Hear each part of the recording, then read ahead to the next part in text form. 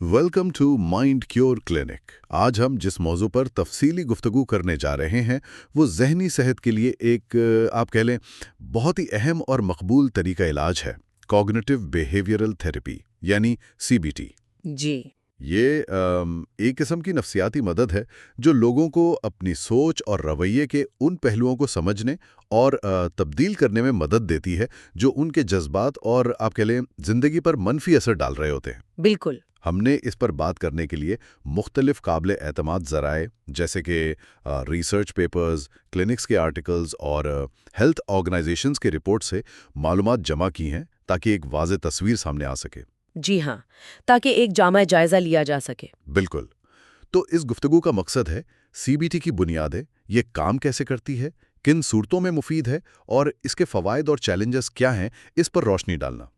तो आइए शुरू करते हैं सवाल से कि ये सीबीटी आखिर है क्या चीज़, सादा लफ्ज़ों में अगर कहें तो। जी, सादा लफ्ज़ों में ये एक ख़ास तरतीब से यानी स्ट्रक्चर्ड और मकसद पर मबनी गोल ओरिएंटेड गुफ्तगू के ज़रिए इलाज का तरीका है, साइकोथेरेपी है। अच्छा। इसका बुनियादी नुक्ता ये है कि हम अपनी सोच के उन वो नुकसानदेह या बेकार नमूनों पैटर्न्स को पहचानें और फिर उन्हें तब्दील करें। जो हमारे जज्बात और अमल पर असरअंदाज हो रहे हैं। बिल्कुल, जो असरअंदाज हो रहे हैं।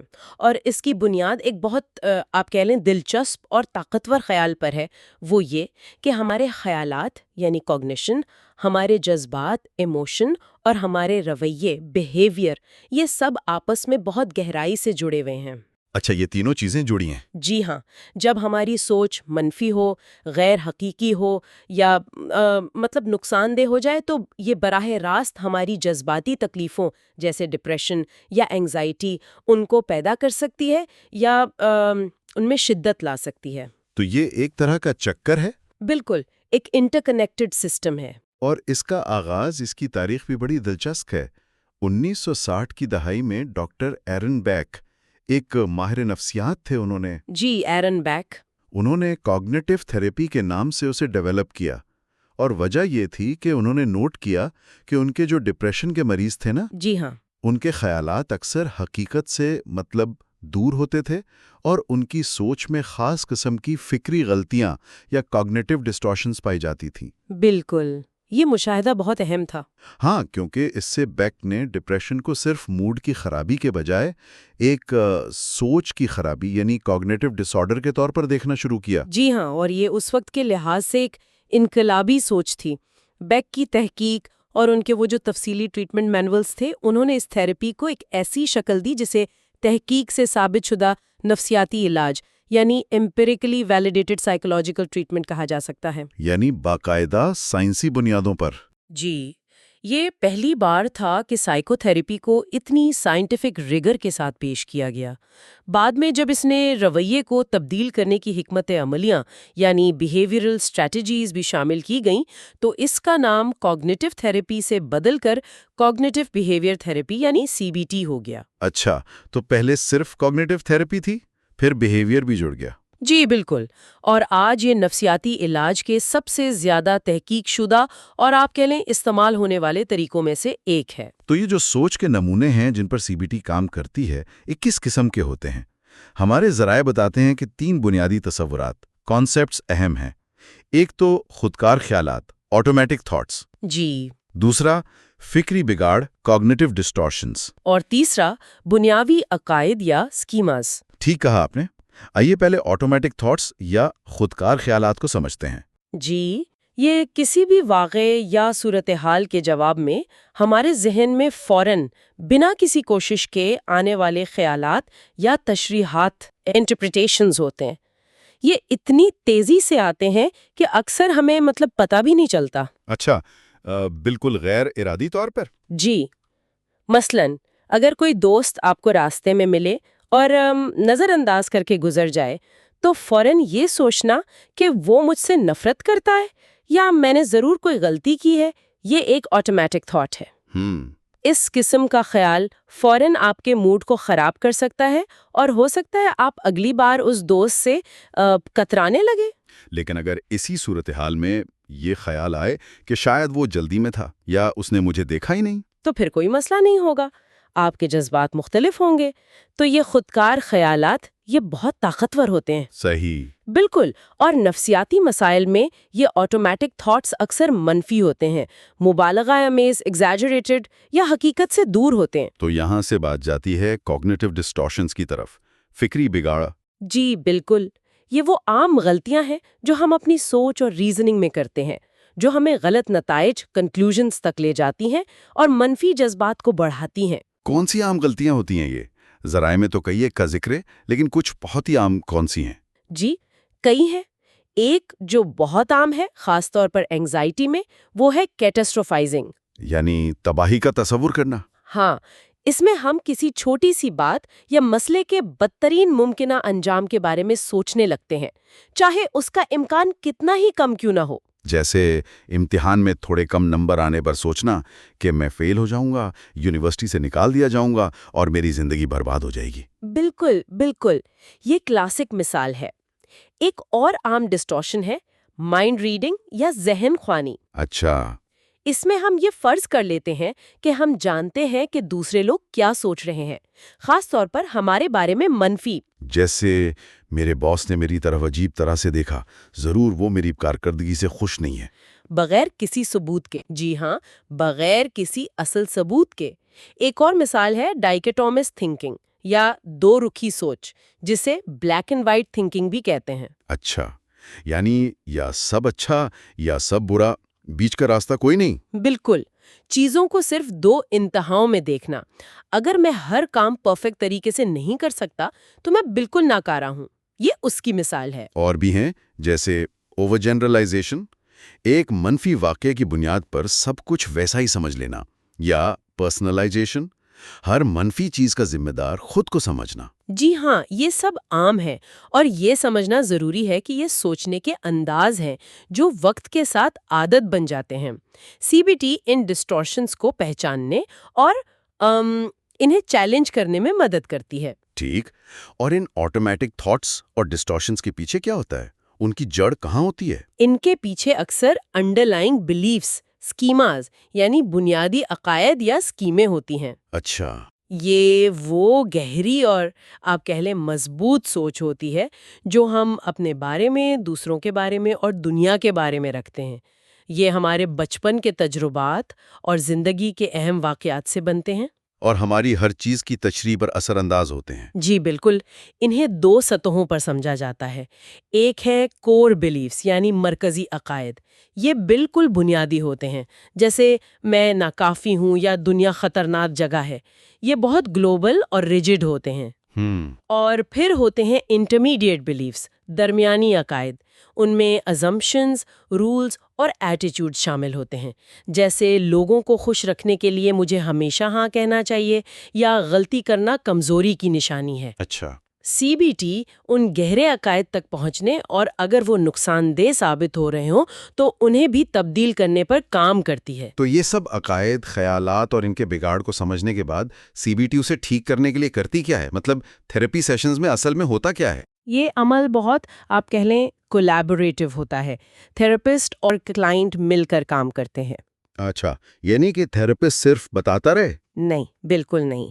کلائنٹ کا فعال کردار بہت اہم ہے۔ سی بی ٹی سیشنز عام طور پر بہت سٹرکچرڈ ہوتے ہیں، منظم ہوتے ہیں۔ جی۔ ہر سیشن کے شروع میں اکثر موڈ چیک کیا جاتا ہے، گزرے ہوئے ہفتے پر بات ہوتی ہے، پھر پچھلے سیشن سے لنک جوڑا جاتا ہے۔ اس کے بعد مل کر اس سیشن کا ایجنڈا طے کیا جاتا ہے۔ ایجنڈا مطلب پہلے سے طے ہوتا ہے کہ کیا بات ہوگی؟ جی ہاں، مل کر طے کیا جاتا ہے، یعنی آج کن مسائل یا سکلز پر بات ہوگی۔ پچھلے ہفتے اگر کوئی ہوم ورک دیا تھا تو وہ ڈسکس ہوتا ہے۔ اچھا، ہوم ورک بھی ہوتا ہے؟ جی بالکل، یہ بہت اہم حصہ ہے۔ پھر ایجنڈے کے مطابق گفتگو ہوتی ہے، جس میں تھراپسٹ مدد کرتا ہے سوچ اور رویے کے پیٹرنز کو پہچاننے میں اور نئی حکمت عملیاں، نئی سکلز سیکھنے میں۔ فیڈ بیک اور سمری ساتھ ساتھ چلتی رہتی ہے۔ ٹھیک۔ سیشن کے آخر میں اگلی دفعہ کے لیے ہوم ورک پلان کیا جاتا ہے اور سیشن کا اختتام ایک سمری سے ہوتا ہے۔ اور یہ سیشنز کتنی بار اور کتنی مدت کے لیے ہوتے ہیں عام طور پر؟ عام طور پر سیشنز ہفتے میں ایک بار ہوتے ہیں، تقریباً 60 منٹ کے، اور علاج کی مدت وہ مسئلے کی نوعیت پر منحصر ہے۔ کہیں 5 سے 20 سیشنز تک ہو سکتی ہے۔ کچھ ذرائع کہتے ہیں کہ 8 سے 12 ہفتے ایک عام مدت ہے۔ ٹھیک ہے، اور اس دوران تھراپسٹ کون سی تکنیکیں یا مشقیں استعمال کرتے ہیں؟ ہم نے فہرست تو نہیں بنانی، لیکن کچھ اہم طریقے کیا ہیں؟ ہاں، اہم تکنیکوں پر بات کرتے ہیں۔ ایک بنیادی تکنیک ہے آئیڈینٹیفائنگ نیگیٹو تھاٹس، یعنی منفی خیالات کی شناخت کرنا۔ جو آٹومیٹک تھاٹس کی بات ہوئی تھی۔ جی، یہ پہلا قدم ہے۔ اس میں کلائنٹ کو سکھایا جاتا ہے کہ وہ اپنے ان خیالات، احساسات اور حالات کو پہچانے جو مسائل کا سبب بن رہے ہیں۔ اس کے لیے تھاٹ ڈائریز یا سیلف مانیٹرنگ کا استعمال کیا جا سکتا ہے۔ سیلف مانیٹرنگ یعنی اپنے خیالات اور رویوں کو نوٹ کرنا؟ جیسے اگر کوئی زیادہ کھا لیتا ہے تو وہ نوٹ کرے کہ کب، کہاں اور کیا سوچ کر اس نے کھایا؟ بالکل، اس سے پیٹرنز واضح ہوتے ہیں۔ پھر ایک اور اہم ٹیکنیک ہے پریکٹسنگ نیو اسکلز، نئی مہارتیں سیکھنا۔ اچھا۔ سی بی ٹی صرف سوچ پر نہیں، رویے پر بھی کام کرتی ہے۔ کلائنٹ کو نئی اسکلز سکھائی جاتی ہیں جنہیں وہ حقیقی زندگی میں پریکٹس کرتا ہے۔ یعنی صرف بیٹھ کر بات کرنا نہیں، بلکہ ایکٹیولی کچھ کرنا بھی شامل ہے؟ جی ہاں، بیہیویئرل ایسپیکٹ بہت اہم ہے۔ مثلاً اگر کسی کو سوشل اینگزائٹی ہے تو اسے کمیونیکیشن اسکل سکھائی جا سکتی ہیں یا ایکسپوجر ایکسرسائزز دی جا سکتی ہیں، یعنی ان حالات کا سامنا کرنا جن سے وہ گھبراتا ہے، مگر ایک محفوظ اور منظم طریقے سے۔ اور اگر کوئی نشے کا عادی ہے؟ تو اسے کوپنگ اسکل سکھائی جاتی ہیں کہ وہ ٹریگر سے کیسے نمٹے، ان حالات سے کیسے بچے جو دوبارہ نشے کی طرف لے جا سکتے ہیں۔ اس کے علاوہ پرابلم سالونگ اسکلز سکھانا بھی سی بی ٹی کا حصہ ہے۔ زندگی کے مسائل سے نمٹنے کا ایک اسٹرکچرڈ طریقہ سکھایا جاتا ہے۔ کیسے؟ عام طور پر 5 مراحل ہوتے ہیں: مسئلے کو پہچاننا، ممکنہ حل سوچنا، ہر حل کے فائدے نقصان دیکھنا، ایک حل منتخب کرنا اور پھر اس پر عمل کرنا۔ یہ تو زندگی میں ویسے بھی کام آنے والی اسکل ہے۔ بالکل، اور گول سیٹنگ بھی اہم ہے، خاص طور پر سمارٹ گولز۔ سمارٹ؟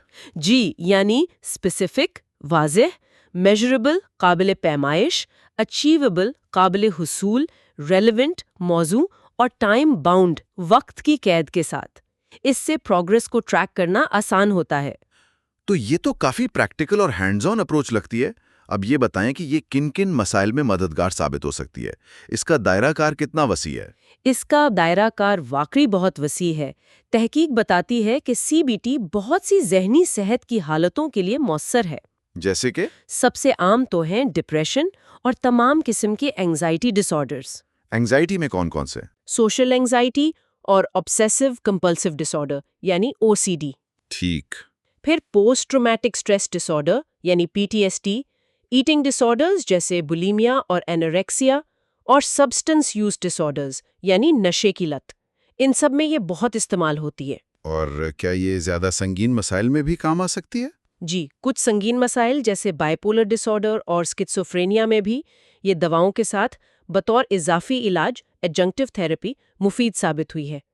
پرسنالٹی ڈس آرڈرز اور بچوں میں ADHD کے رویے کے مسائل میں بھی اس کا کردار ہے۔ اور ایک دلچسپ بات جو ہمارے ذرائع بتاتے ہیں وہ یہ کہ اس کا استعمال صرف ذہنی مسائل تک محدود نہیں، کچھ جسمانی بیماریوں میں بھی اس سے فائدہ دیکھا گیا ہے۔ جی بالکل، یہ ایک اہم نکتہ ہے۔ تحقیق نے ثابت کیا ہے کہ سی بی ٹی ان حالتوں کے انتظام میں بھی مددگار ہے جن کا تعلق ذہنی صحت سے براہ راست نہیں لگتا۔ مثلاً انسومنیا یعنی نیند نہ آنے کی بیماری، اس کے لیے تو ایک خاص قسم کی سی بی ٹی ہے، CBTI۔ اچھا۔ پھر کرونک پین یعنی دائمی درد جس میں فائبرومائالجیا بھی شامل ہے، کرونک فٹیگ سنڈروم، مائیگرینز یعنی آدھے سر کا درد، اور اریٹیبل باؤل سنڈروم یعنی IBS۔ ان جیسی حالتوں میں بھی لوگوں کو اپنی تکلیف کو مینج کرنے اور زندگی کا معیار بہتر بنانے میں سی بی ٹی سے مدد ملی ہے۔ یہ کیسے؟ مطلب جسمانی درد میں سوچ کیسے مدد کرتی ہے؟ وہ اس طرح کہ درد کے ساتھ جو سوچیں اور جذبات جڑے ہوتے ہیں، جیسے ناامیدی، غصہ یا یہ خیال کہ میں کچھ نہیں کر سکتا، سی بی ٹی ان پر کام کرتی ہے۔ یہ درد کو ختم نہیں کرتی، لیکن اس سے نمٹنے کا طریقہ بہتر بناتی ہے، جس سے تکلیف کا احساس کم ہو سکتا ہے۔ یہ تو بہت دلچسپ ہے۔ اور عام زندگی کے مسائل، کیا یہ ان لوگوں کے لیے بھی ہے جو کسی باقاعدہ تشخیص شدہ حالت کا شکار نہیں ہے؟ یقیناً، CBT روزمرہ کے چیلنجز اور زندگی کی تبدیلیوں سے نمٹنے میں مدد دے سکتی ہے، جیسے کہ رشتوں میں مسائل، طلاق یا علیحدگی سے گزرنا، کام کی جگہ پر تناؤ، کسی عزیز کی موت کا غم، کسی نئی نوکری، شہر یا ملک میں ایڈجسٹ کرنا، یا کسی جسمانی بیماری کے ساتھ جینا سیکھنا۔ بنیادی طور پر اگر سوچ اور رویے کے پیٹرنز تناؤ یا ناخوشی کا باعث بن رہے ہیں تو CBT مدد کر سکتی ہے۔ تو پھر اس کی ایفیکٹونیس، اس کے مؤثر ہونے کے بارے میں کیا کہیں گے؟ کیا اس کے پیچھے واقعی مضبوط ثبوت ہیں؟ جی ہاں، اس کی ایفیکٹونیس پر بہت زیادہ تحقیق ہوئی ہے اور نتائج بہت مثبت ہیں۔ کئی مطالعات یہ ظاہر کرتی ہیں کہ CBT بہت سی حالتوں کے لیے دیگر سائیکو تھراپیز یا صرف دواؤں کے مقابلے میں اتنی ہی یا بعض اوقات زیادہ مؤثر ہے۔ تو یہ ایویڈنس بیسڈ ہے؟ بالکل، اسی لیے اسے ایویڈنس بیسڈ ٹریٹمنٹ کہا جاتا ہے، خاص طور پر ایٹنگ ڈس آرڈرز، انسومنیا، بچوں اور نوجوانوں میں ڈپریشن اور اینگزائٹی اور سبسٹنس یوز ڈس آرڈرز کے علاج میں اس کی افادیت واضح طور پر ثابت ہو چکی ہے۔ اور اس کے فوائد کیا ہیں؟ ایک عام شخص کے لیے اس کے سب سے بڑے ایڈوانٹیجز کیا ہیں جن کی وجہ سے یہ اتنی مقبول ہے؟ میرے خیال میں سب سے بڑا فائدہ تو شاید یہ ہے کہ یہ لوگوں کو سکلز سکھاتی ہے۔ ہنر؟ جی، ہنر۔ یہ صرف مسائل حل نہیں کرتی بلکہ مستقبل میں مسائل سے نمٹنے کے اوزار، ٹولز فراہم کرتی ہے جو زندگی بھر کام آ سکتے ہیں۔ اچھا، یہ پائیدار فائدہ ہے۔ بالکل۔ دوسرا، یہ اکثر ایک شارٹ ٹرم تھراپی ہوتی ہے۔ لوگ 5 سے 20 سیشنز میں نمایاں بہتری محسوس کر سکتے ہیں، جو کہ وقت اور پیسوں کے لحاظ سے فائدہ مند ہو سکتا ہے۔ ٹھیک۔ تیسرا، اس کی فلیکسیبلٹی ہے۔ یہ آمنے سامنے ان پرسن بھی ہو سکتی ہے اور آن لائن بھی، اور دونوں صورتوں میں مؤثر پائی گئی ہے۔ آج کل آن لائن کا تو بہت رواج ہے۔ جی۔ چوتھا، یہ ان لوگوں کے لیے بھی ایک آپشن ہے جو دوائیاں نہیں لینا چاہتے یا نہیں لے سکتے۔ ہاں، یہ بھی اہم ہے۔ اور پانچواں، اور شاید سب سے بنیادی، یہ لوگوں کو اپنی منفی اور غیر حقیقی سوچ سے آگاہی دیتی ہے اور انہیں صحت مند سوچ کے پیٹرن تیار کرنے میں مدد کرتی ہے، جس سے ان کی مجموعی بہتری ہوتی ہے۔ یہ ایک طرح سے امپاورمنٹ کا احساس دیتی ہے کہ آپ اپنی سوچ اور جذبات کو کنٹرول کر سکتے ہیں۔ زبردست۔ لیکن ہر طریقے کی طرح اس میں بھی کچھ چیلنجز یا آپ کہہ لیں غور طلب باتیں ہوں گی۔ ایسا تو نہیں کہ یہ ہر کسی کے لیے ہر وقت پرفیکٹ ہو؟ بالکل ٹھیک کہا آپ نے۔ کوئی بھی تھراپی سب کے لیے نہیں ہوتی۔ کچھ چیزیں ذہن میں رکھنا ضروری ہے۔ پہلی بات، تبدیلی مشکل ہوتی ہے، آسان نہیں ہوتی۔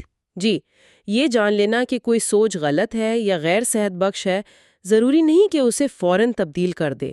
اس کے لیے مسلسل کوشش اور مشق درکار ہوتی ہے، اور اس کے لیے کلائنٹ کا تیار ہونا، موٹیویٹڈ ہونا بہت ضروری ہے۔ اور دوسرا، آپ نے کہا تھا یہ بہت سٹرکچرڈ ہوتی ہے، تو کیا یہ سب کو راس آتی ہے؟ ہاں، یہ دوسرا نقطہ ہے۔ CBT کافی سٹرکچرڈ ہے۔ کچھ لوگوں کو یہ ساخت، یہ پابندی مشکل لگ سکتی ہے، خاص طور پر اگر وہ اپنے احساسات اور ماضی کو زیادہ آزادانہ، غیر رسمی طریقے سے ایکسپلور کرنا چاہتے ہوں۔ تو وہ شاید کسی اور قسم کی تھراپی کو ترجیح دیں۔ ہو سکتا ہے یہ ان مسائل پر شاید اتنی توجہ نہ دے جو لاشعوری انکانشس سطح پر ہوں، جیسا کہ کچھ دوسری تھراپیز مثلاً سائیکو ڈائنامک تھراپی کرتی ہیں۔ تیسرا چیلنج شاید کلائنٹ کی طرف سے کمٹمنٹ کا ہے۔ آپ نے ہوم ورک کا ذکر کیا تھا۔ جی بالکل، CBT کے مؤثر ہونے کے لیے کلائنٹ کا فعال کردار، ایکٹیو پارٹیسپیشن بہت ضروری ہے۔ اپنے خیالات اور احساسات کا تجزیہ کرنے، ہوم ورک کرنے اور نئی سکلز کو پریکٹس کرنے کے لیے وقت اور کوشش درکار ہوتی ہے۔ اور یہ خود کا تجزیہ کرنا مشکل بھی ہو سکتا ہے۔ جی، یہ سیلف انالیسس بعض اوقات مشکل یا انکمفرٹیبل ہو سکتا ہے، کیونکہ آپ ان سوچوں اور احساسات کا سامنا کر رہے ہوتے ہیں جن سے آپ بچنا چاہتے ہیں۔ لیکن یہ سیکھنے کا ایک بہترین طریقہ ہے کہ ہماری اندرونی دنیا ہمارے باہری رویے کو کیسے متاثر کرتی ہے۔ اور یہ بھی یاد رکھنا چاہیے، جیسا آپ نے کہا، کہ یہ کوئی جادو کی چھڑی نہیں ہے۔ پروگریس آہستہ آہستہ ہوتی ہے۔ یقیناً صبر اور مسلسل کوشش ضروری ہے۔ بعض اوقات تھراپی کے شروع میں لوگ تھوڑا زیادہ پریشان بھی محسوس کر سکتے ہیں، کیونکہ وہ مشکل احساسات اور یادوں کا سامنا کر رہے ہوتے ہیں، لیکن ایک اچھا تھراپسٹ اس پروسیس میں مکمل سپورٹ فراہم کرتا ہے۔ ٹھیک ہے۔ ایک انٹر پروفیشنل ٹیم آج کی اس تفصیلی گفتگو کے اختتام پر ایک سوال ذہن میں ابھرتا ہے جس پر شاید ہمارے سننے والے غور کرنا چاہیں جی؟ کہ اگر ہمارے خیالات، ہمارے احساسات اور اعمال کو اس قدر شکل دیتے ہیں تو کیا معروضی حقیقت یعنی آبجیکٹیو ریالٹی جیسی کوئی چیز واقعی موجود ہے، یا ہم سب اپنی اپنی تشریحات، اپنی انٹرپریٹیشنز کی بنائی ہوئی دنیا میں رہتے ہیں؟ یہ واقعی ایک گہرا نقطہ ہے سوچنے کے لیے۔ اس نقطے پر غور کیجیے گا۔ اپنا خیال رکھیے گا۔ اللہ حافظ۔ اللہ حافظ۔